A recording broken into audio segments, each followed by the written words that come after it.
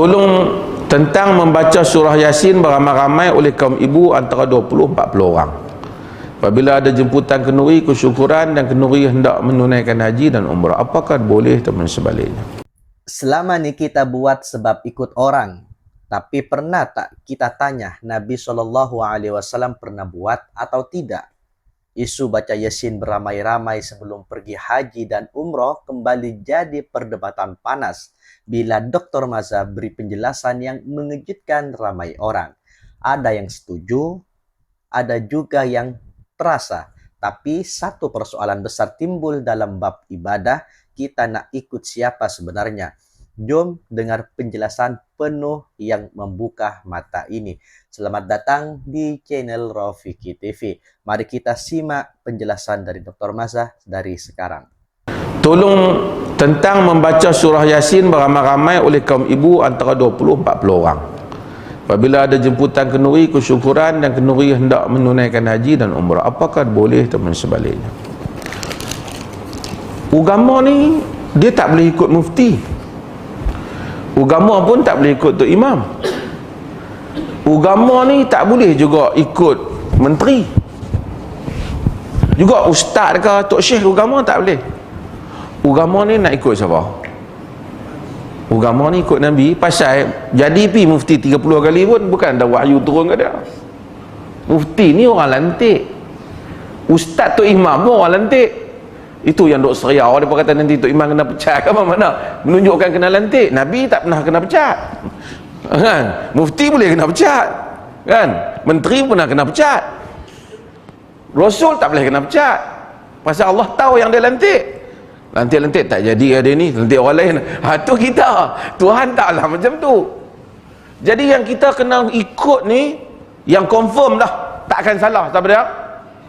Nabi kita Muhammad sallallahu alaihi wasallam. Cumanya Nabi ni orang jadi mufti ke siapa di zaman ni ke apa, dia tak pernah jumpa kok satu orang mai abang kata Allah. Kemarin saya duduk sembang dengan Nabi. Kita tak merepek sungguh lah. Tapi yang jumpa Nabi ni siapa? Sahabat. Jadi bila kita tak jumpa Nabi, macam mana kita nak tahu apa yang Nabi buat, apa yang Nabi tak buat? Dalam agama ni makan nasi tak apa, sebelum Nabi mai pun orang makan nasi lah, betul tak? Macam mana nak buat rumah, sebelum Nabi mai pun orang buat rumah. Tuhan tak bersalah yang tu. Tapi nak semayang, yang ni orang tak buat, melainkan Nabi kena ajak. Nak puasa, yang ni tak boleh buat, melainkan Nabi kena ajak. Nak baca, nak berzikir, yang ni Nabi nak kena ajak. Kalau sendiri buat, dia tak boleh. Tok Syami Buddha kepala lincin, baju kuning, tak pakai baju dalam ni, hebat juga nampak, macam khusyuk ya. Tapi zikir dia tak kira lah di sisi kita. Sebab zikir dia mungkin panjang daripada pagi sampai petang, tapi zikir tu Nabi tak ajar. Itu beza dia. Kau nak kadang ada ikhlas, dia ikhlas bukan ambil allowance tu, gaji pun tak ada, makan pun buah limau ya. Kita malam ni ada juga daging-daging kan lauk apa tu kan. Tapi tak boleh. Dia nak kena, dia tadi alladzina yattabi'una ar-rasulan nabiyyal ummi, kena ikut Nabi tu, bukan syok-syok dia. Jadi nak ikut ni, saya tak tengok Nabi ni. Yang ada, oleh kerana kita tak tengok, yang ada kat kita apa dia? Riwayat-riwayat hadis yang cerita apa yang Nabi ni buat. Kalau nak patah balik dah soalan ni balik, ada tak riwayat Nabi nak pergi Mekah, sahabat duk baca Yasin? Tak ada. Tu nak cerita, tu mereka buat, mereka bukan Nabi. Tapi saya teringin nak ikut mereka, ikut Nabi je kot. Tapi mereka hukum apa? Biar pergi, kita tak mau cerita panjang lah, biar dia dengan Tuhan lah. Mungkin dia tak tahu, mungkin dia tak faham. Tuhan Maha Pengampun kan. Nak kata orang tu salah nak masuk, tak boleh lah juga. Mungkin dia tak faham, orang tak habaq lagi kat dia, orang tak jelas kan. Banyak kemungkinan untuk Tuhan mengampuni orang. Tapi kalau orang tanya, Tuhan suruh ikut Nabi, Nabi pernah pergi Mekah tak? Dia bertanya, Nabi pernah pergi Mekah tak? Daripada Madinah tu dia pernah pergi Mekah tak buat haji? Dia fikir Nabi pernah pergi haji ya. Satu tabung haji tak ada lagi kan. Alhamdulillahirrabbilalamin. Sudah beberapa menit kita sudah mendengarkan sekilas jawaban beliau Dr. Romazah. Dan saya mengajak untuk Anda semua yang baru bergabung di channel ini, jangan lupa dukung, yaitu dengan cara subscribe, like, komen, dan share agar kalian tidak ketinggalan video-video menarik dari channel ini. Biar tidak panjang lebar, mari kita kembali mulai videonya dari sekarang. Nabi haji dah. Pernah. Ada tak riwayat Nabi nak pergi haji, sahabat-sahabat lain pakai baju Yasin? Tak ada. Lepas tu Nabi tak ada. Abu Bakar, Umar, Osman, Ali, mereka pernah pergi tak Mekah? Pernah pergi. Ada tak apa-apa riwayat Nabi Mekah pakai baju Yasin? Tak ada. Ikut mereka kot. Tak usah ikut mufti, ikut mereka. Sebab khairun nasi qarni thumma alladhina yalunahum thumma alladhina yalunahum. Sebaik-baik manusia pada zaman aku, kemudian mereka yang selepas daripada itu dan selepas daripada itu. Tuhan kata fa in amanu bimithli ma amantum bihi faqad ihtadaw wa in tawallaw fa innama hum fi shiqaq. Kalau kamu beriman, kalau mereka tu beriman sama seperti kamu semua tu Nabi dengan sahabat beriman, mereka dapat petunjuk. Kalau mereka berpaling, mereka lah yang berpecah. So ikut Nabi. Ikut Nabi. Hak Nabi tak dapat. Habis tu kalau dah tak baca tu nak yang hak Nabi amal ni banyak lagi. Zikir-zikir Nabi ni tak habis lagi nak baca ni. Cuma kita tak pergi belajar, kan? Jadi ikut yang tu lah. Kita perdalam pun jadi masalah. Kita habang tu, kan? Lepas tu sekali dia tanya pula surah lain, macam tu lah juga jawapan dia. Oh ni, boleh tak diceritakan tanda-tanda malam Lailatul Qadar? Nanti sampai bulan puasa ni kita tengok tajuk ni. Lailatul Qadar ni tak ada lah tanda-tanda macam orang Melayu kata pokok tunduk, sidai-sidai baju, tengok-tengok tu dia duduk atas pucuk terian tu. Rupanya malam tadi Lailatul Qadar. Hak tu angin tiup lah kot, kan? Tapi dalam banyak riwayat salaf dan juga sebahagian riwayat Aisyah radhiyallahu anha, dia cerita tentang malam yang tenang. Dia cerita tentang pagi itu matahari dia tidak terlalu tajam. Yang tu ada diceritakan.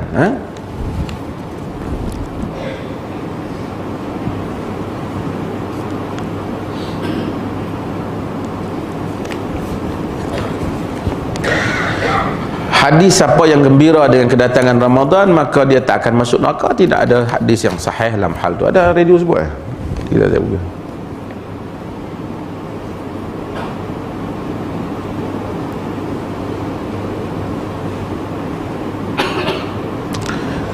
Apa maksud ta'am dahulu ambil? Contoh mufti keluar arahan buat solat tarawih 20 rakaat di masjid dan surau. Kita tak nak ada arahan tu. Kalau jemaah engkar arahan tu, adakah berdosa? Atau hari ini ada orang sebut pasal 20 rakaat. Kita diperlih, kalau tanya saya, kita tidak ada satu arahan tak boleh buat 20 rakaat, tak ada. Siapa nak buat, dia boleh buat. Cuma hak biasanya masjid buat 8 dan kita menggalakkan 8 itu di atas beberapa keadaan lah.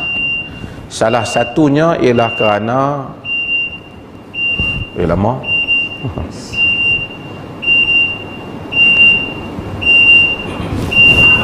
berapa lama ni? Biar. Salah satunya kerana sebahagian riwayat menunjukkan Nabi ni tak lebih dari 11 rakaat yang ditarjihkan oleh sebahagian daripada kalangan kita. Tapi itu juga tidak menghalang untuk orang buat 20. Kerana semayang malam ni salatul lail masna. Semayang malam ni dua-dua. Apabila kita bimbang masuk subuh, Nabi suruh witir. Jadi boleh. Cumanya kita buat 8 tu disebabkan kerana kita tak mau gelojoh, supaya buat dengan tenang dan elok. Tapi kalaulah ada masjid tu imam buat 20 dan dia baca elok dan makmum pun no complain, dia ikut, tidak menjadi masalah. Tidak menjadi masalah. ia tidak melanggar apa-apa arahan dalam hal ini. Karena kita tak, karena benda ni luas dalam. Alhamdulillahirrabbilalamin, akhirnya sudah 10 menit berjalan. Kita sudah mendengarkan sebuah nasihat, sebuah kajian, sebuah jawaban yang sangat-sangat luar biasa yang mana disampaikan langsung oleh Dr. Maza. Dan saya mengajak untuk kalian semua, untuk orang semua yang baru bergabung di channel ini, jangan lupa didukung dengan cara di-subscribe, like, komen, dan di-share agar kalian tidak ketinggalan video-video menarik dari channel ini. Dan insya Allah video ini akan menayangkan sebuah video, sebuah kajian yang sangat luar biasa, dan tentunya banyak sekali ilmu-ilmu yang akan kita dapatkan. Biar tidak panjang lebar, mari kita kembali mulai videonya dari sekarang. Ulama-ulama khilaf bincang berapa, sampai ada yang sebut 30 lebih, tidak menjadi masalah. Jadi kalau nak buat 8 pun tak apa, nak buat 20, semua jangan duk pergi berkelahi 8 ke 20. Tapi kalau tu imam dah putus nak buat 8, kita makmum 8 lah. Duk gaduh tu imam aku nak 20. 20 cari masjid yang 20 lah. Pasal tu imam dia mentakbir bagi masjid tu. Dia takbir bagi masjid tu. Lepas tu main habang pejabat mufti depa buat 20. Salah? Tak salah.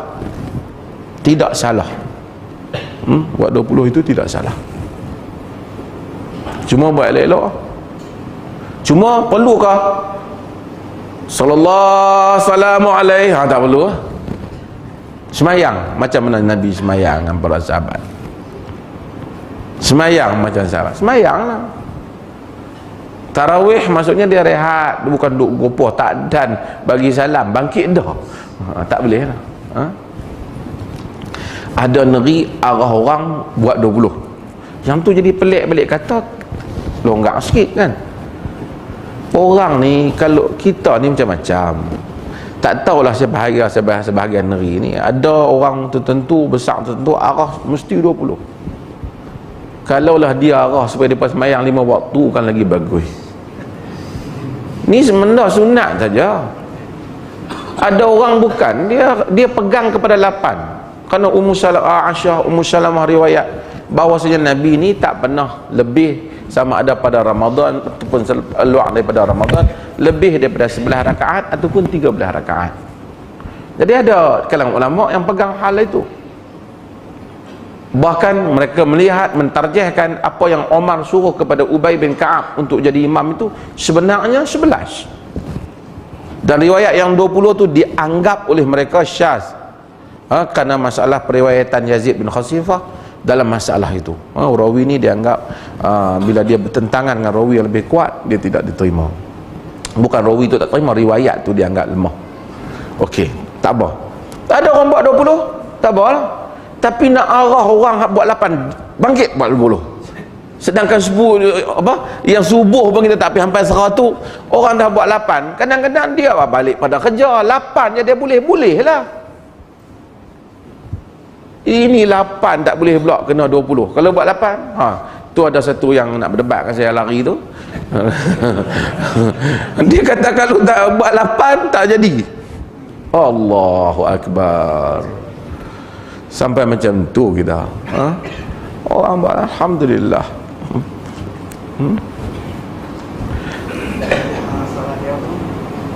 Yang benar-benar suara saya dengar banyak kelebihan bulan puasa dan kelebihan sembahyang tarawih. Adakah hadis-hadis yang di Rasul hadis yang sahih tentang kelebihan sembahyang tarawih? Solat tarawih secara umumnya adalah solat yang diamalkan oleh baginda Nabi SAW. Dalam hadis Nabi kata, man qama Ramadan imanan wa ihtisaba ghufira lahu ma taqaddama min dhanbi. Siapa yang mendirikan Ramadan, dirikan Ramadan, sebab tu kita panggil semayang tu qiyamu Ramadan, mendirikan Ramadan.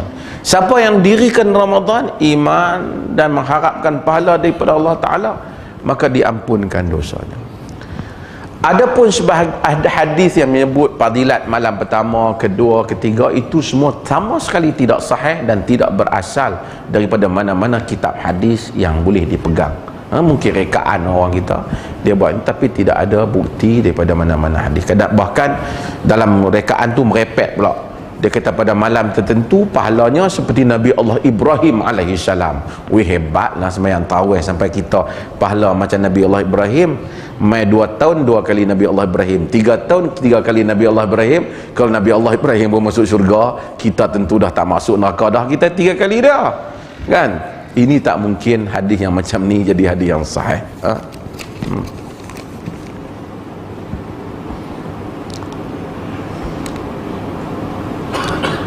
Ini soalan ni. Pada bulan Ramadan Al-Quran diturunkan. Apa yang dimaksudkan Al-Quran diturunkan pada malam Lailatul Qadar, sedangkan ayat Quran diturunkan secara berperingkat, dijilidkan pada zaman sahabat? Okey, Al-Quran diturunkan bila? Pada inna anzalnahu fi Lailatul Qadar. Kami telah menurunkannya pada malam Lailatul Qadar. Malam Lailatul Qadar ni bila kita disuruh cari malam Lailatul Qadar? Faltamisu, kita san. Kita disuruh cari bila malam Lailatul Qadar? 10 yang terakhir lah kan. Tapi nuzul Quran kita apa payah bulan tau. Yang tu kita ni sweet. Nuzul Quran 17. Tapi kita habang kata Lailatul Qadar 10 yang akhir. Quran kata Quran diturunkan pada malam Lailatul Qadar. Maka majoriti para ulama berpendapat dia Quran ni dia mesti berada pada 10 yang akhir lah turun dia tu. 21 ke, ada 23, sebahagian ada riwayat Imam Musnad Ahmad sebut 24 dan macam, tapi 10 yang akhir. Apa maksud turunnya Quran, nuzul Quran? Sedangkan Quran ni dia bukan turun Alhamdulillahirrabbilalamin. Akhirnya kita sudah bersama-sama menyimak, menyaksikan dan juga mendengarkan sebuah nasihat, sebuah kajian, sebuah ceramah, sebuah jawaban yang sangat-sangat luar biasa yang mana disampaikan langsung oleh Dr. Maza. Dan kali ini saya sedikit ingin mengulang jawaban maupun nasihat yang mana disampaikan langsung oleh Dr. Maza mengenai ibadah bid'ah atau mengenai kegelisahan atau pertanyaan ibu-ibu yang yasinan bersama dan sebagainya. Apakah yasinan itu adalah sesuatu bid'ah atau bagaimana? Sekali lagi saya akan sedikit mengulang jawaban dari Dr. Maza dan saya harap nanti di akhir mari kita berdiskusi mengenai hukum yasinan. Baik, agama ini bukan ikut mufti, bukan ikut tok imam, bukan ikut ustaz. Agama kena ikut Nabi SAW. Antara penegasan paling padu daripada Dr. Maza dalam isu bacaan Yasin beramai-ramai sebelum kenduri haji, umrah dan majlis kesyukuran. Ramai orang bila dengar penjelasan macam ni terus terasa, tapi sebenarnya Dr. Maza bukan nak menghina amalan orang kampung atau kaum ibu yang berkumpul baca Yasin.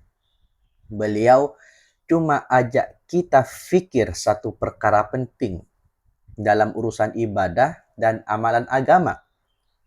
Adakah Nabi Muhammad SAW pernah buat atau ajar?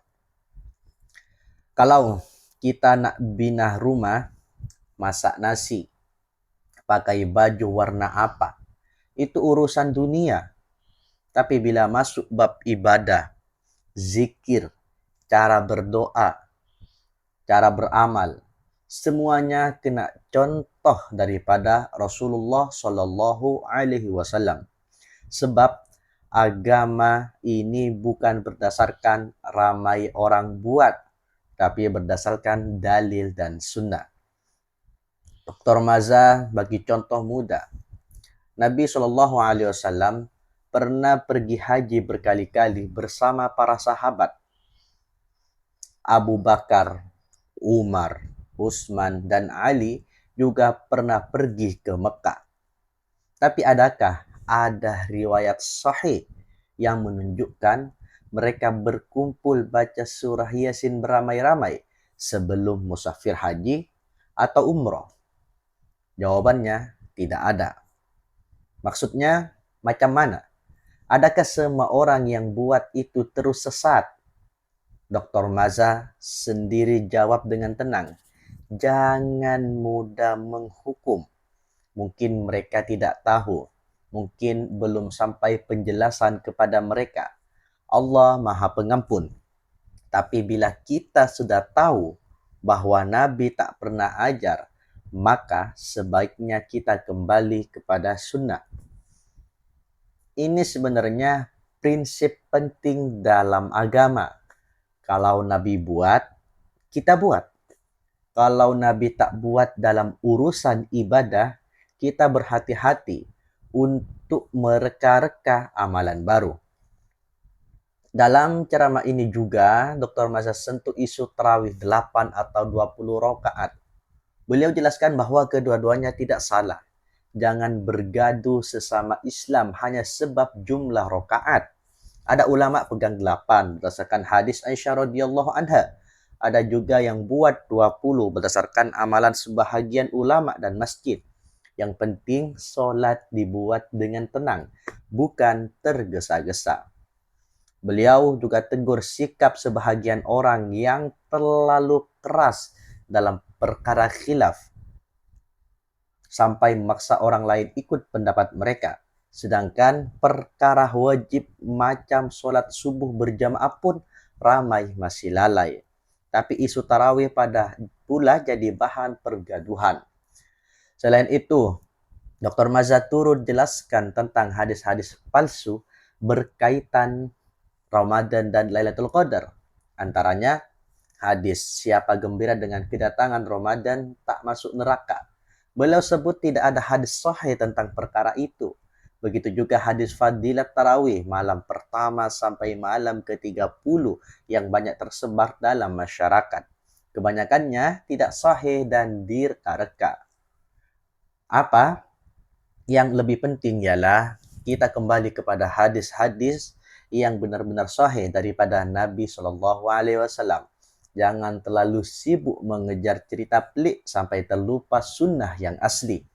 Kesimpulannya, ceramah ini bukan sekedar isu baca Yasin atau jumlah rakaat tarawih, tapi message pesannya ialah dalam agama ukurannya bukan adat, bukan populariti, bukan orang dulu-dulu buat, tetapi sejauh mana ia menepati ajaran Nabi Muhammad sallallahu alaihi wasallam.